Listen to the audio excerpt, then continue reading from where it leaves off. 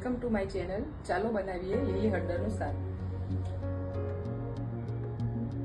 સામગ્રીમાં જોઈશે લીલી હળદર, જે આશરે 250 ગ્રામ જેટલી મેં ધોઈ સાફ કરી અને છીણીને લીધી છે.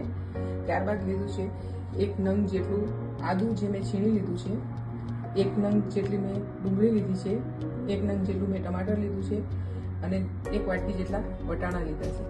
ત્યારબાદ 1 વાટકી જેટલું ઘી લીધું છે અને 1 વાટકી જેટલું દહીં લીધું છે. એક પેનમાં મેં 1 વાટકી જેટલું ઘી એડ કર્યું છે. તે થોડું ગરમ થવા દઈશું.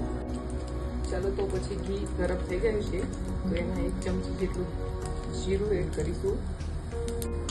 ત્યારબાદ લીલી હળદર નાખી દઈશું.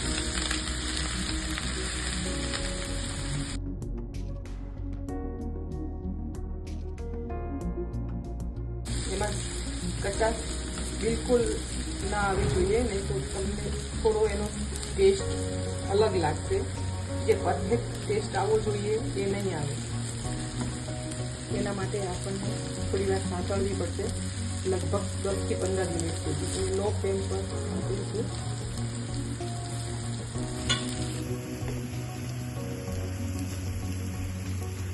હવે તમે જોઈ શકો છો કે આ સારી એવી સોટે થઈ ગઈ છે અને ઘી પણ સારું એવું છૂટું પડી ગયું છે. તો હવે આપણે એમાં એડ કરીશું જિંજર. એને થોડું સાંતળી લઈશું, સારું એ મિક્સ થઈ જાય.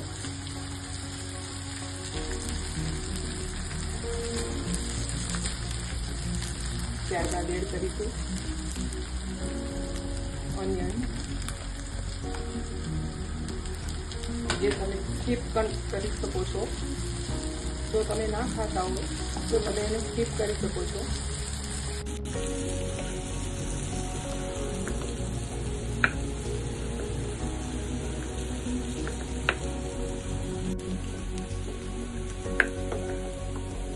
ઘી સારું એવું છૂટું પડી ગયું છે અને સુગંધ પણ ખૂબ જ સરસ આવી રહી છે. તો હવે એમાં આપણે એડ કરીશું ટમાટર.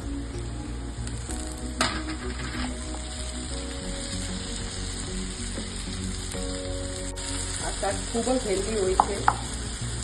જે શિયાળાની ઋતુમાં લગભગ માર્કેટમાં લીલી હળદર સારી એવી અવેલેબલ છે.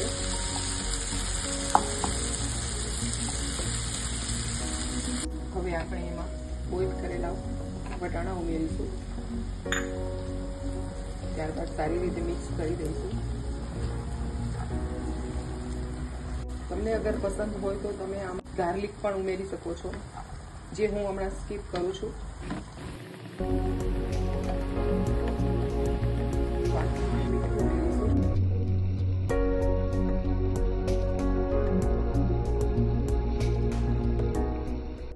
ત્યારબાદ કસૂરી લાલ મરચું. તમે તીખું તમારા ટેસ્ટ પ્રમાણે લઈ શકો છો. ત્યારબાદ ગરમ મસાલો ઉમેરીશું, જે મારો હોમમેડ છે. લગભગ એકદમ સ્લો ફ્લેમ પર જ આ શાક મેં બનાવ્યું છે, જેનો એક અલગ જ ટેસ્ટ આવે છે. હવે આપણે એમાં દહીં ઉમેરી દઈશું.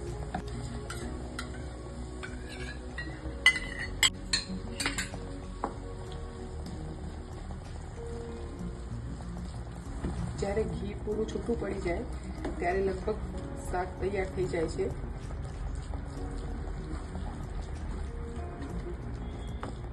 તો હવે આપણે મિત્રો એને ઢાંકી દઈશું.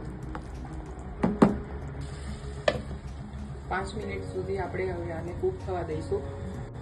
હવે 5 મિનિટ થઈ ગઈ છે તો આપણે ચેક કરી લઈએ. ઘી સારું એવું છૂટું મળી ગયું છે, તમે જોઈ રહ્યા છો. તમે જોઈ શકો છો કે આમાં એકદમ પરફેક્ટ જે ટેક્સચર આવવું જોઈએ તે આવી ગયું છે અને સુગંધ પણ ખૂબ જ સરસ આવી રહી છે. તો બસ લગભગ આપણું બનીને તૈયાર થઈ ગયું છે.